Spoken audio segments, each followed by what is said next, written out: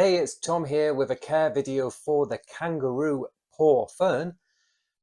Let's get started.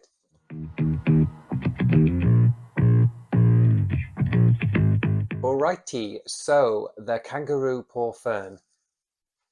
This is a great pick, in my opinion, if you struggle to grow ferns. Okay, a lot of people like ferns. They are tranquil.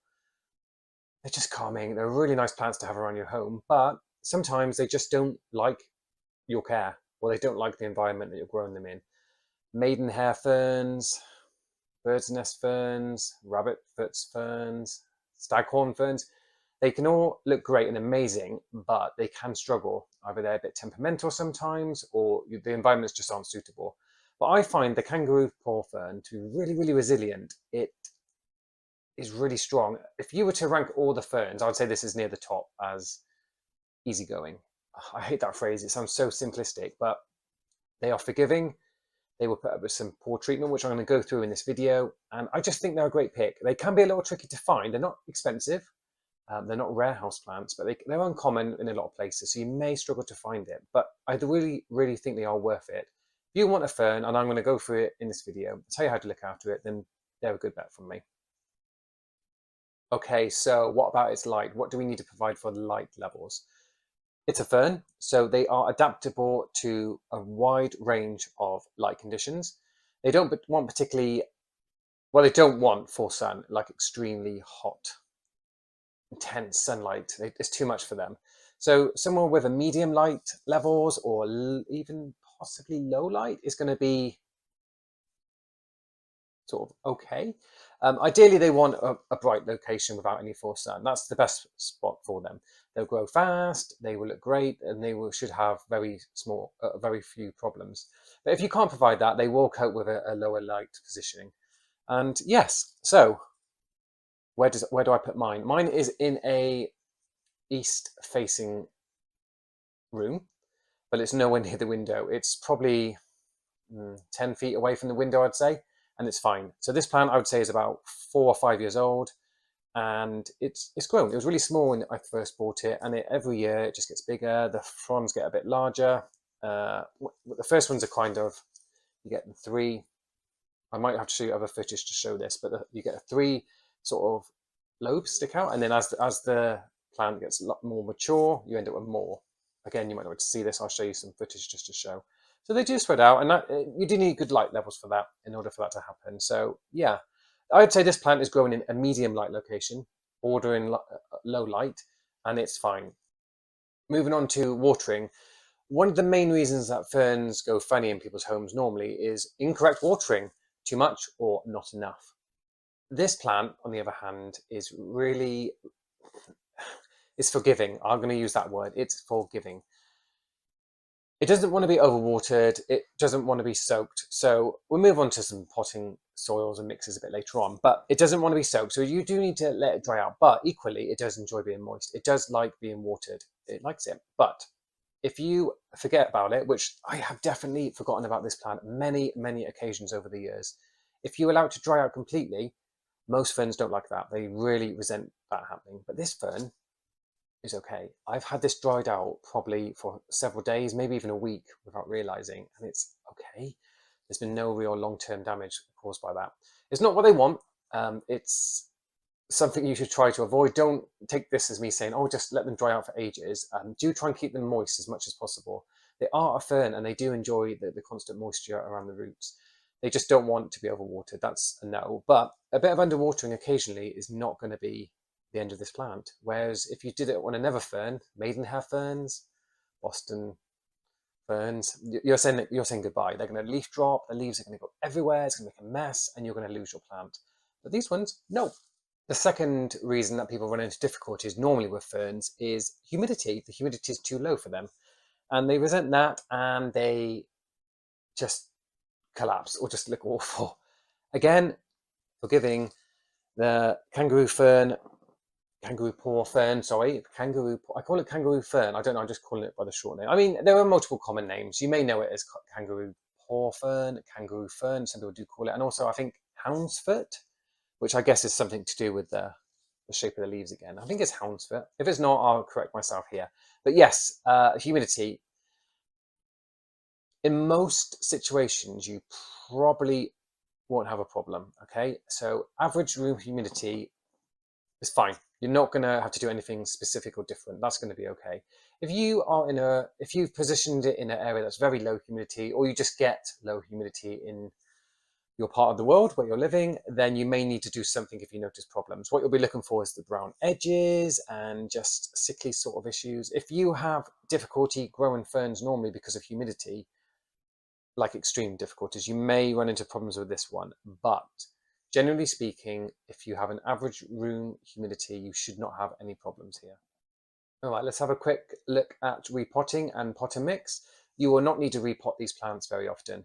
The roots are really fine. They're almost thread-like, and they will ensnare the potter mix and they turn it into like a plug. It's really strange to see. I have a photo of it actually happening on this plant when I repotted this. I think it was a couple of years ago, but I got a photo of that. I'll put it up here. And basically, it comes out like a plug. Then all the potting mix is held together by these small little roots, which is it's kind of interesting to see. But they're not particularly aggressive. They're quite happy to be in a small pot for a very long time. So you do not need to repot these plants very often. We're talking maybe every 3 years, maybe every 4. It's not something you need to do very often.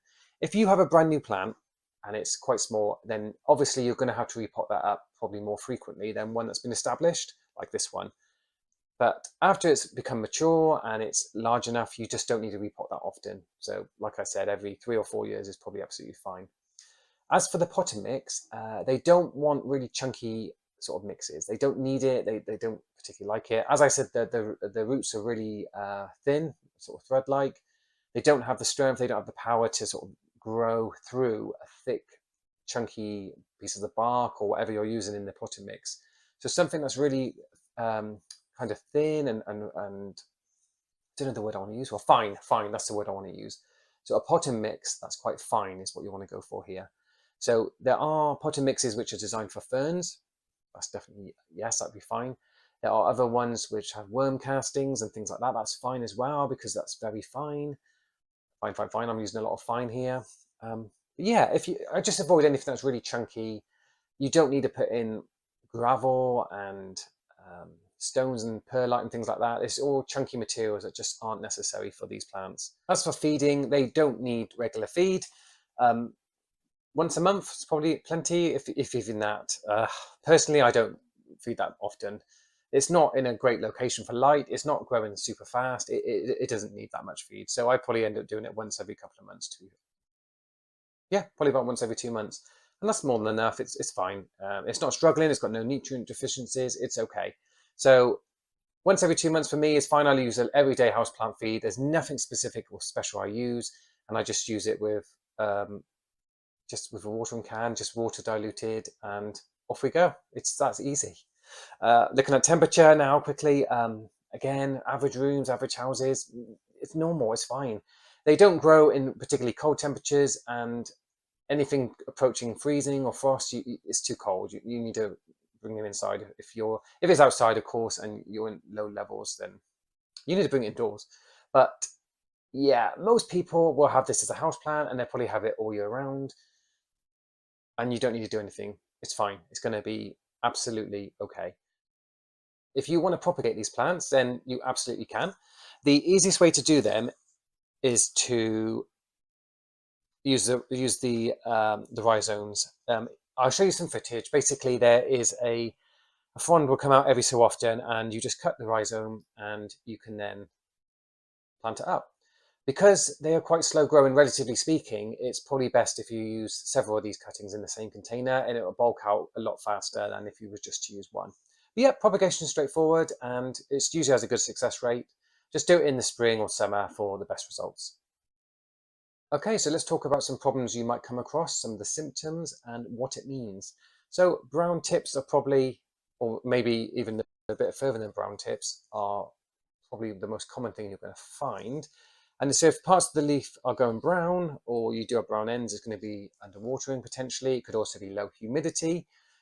The next most common I would say is probably yellow leaves, which is overwatering. I actually have a yellow leaf on this plant, which I'll show you, and you can have a look.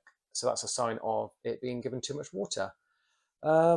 Pests, I've had aphids on this before, so that's the pest I've had. I haven't had anything else, but I have heard from people who have had spider mites. That's quite prevalent, but that's not been my experience, luckily. But it definitely could happen. And what about other problems? Okay, so the plants do get dusty as well. They get dusty and it's bad. But luckily, this plant likes moisture. It likes to be wet. So when it gets dusty, maybe every 2 or 3 months, I just chuck it in a shower and give it a good rinse. And it gets watered at the same time. So that's the easy solution to solve that problem. Yeah, so those are the most common things you're going to come across. If you have other problems I haven't covered, just list the symptoms below and I will do my best to give you my opinion. Okay, that's about it for the kangaroo paw fern. What do you think? Tell me what you think about this plant. Do you own it? Have you got an opinion about it? What do you think? How do you rank it compared to other ferns? Tell me what you think. I want to hear from you. Let me know. And yeah, if you've got any other suggestions or tips, then please do share them. I'm always willing to learn more and understand more about these plants. So anything you can share with me, I will greatly receive your information. And that's it for this video. Thank you very much for tuning in. Thank you for giving me your time, and I shall hope to see you in my next video.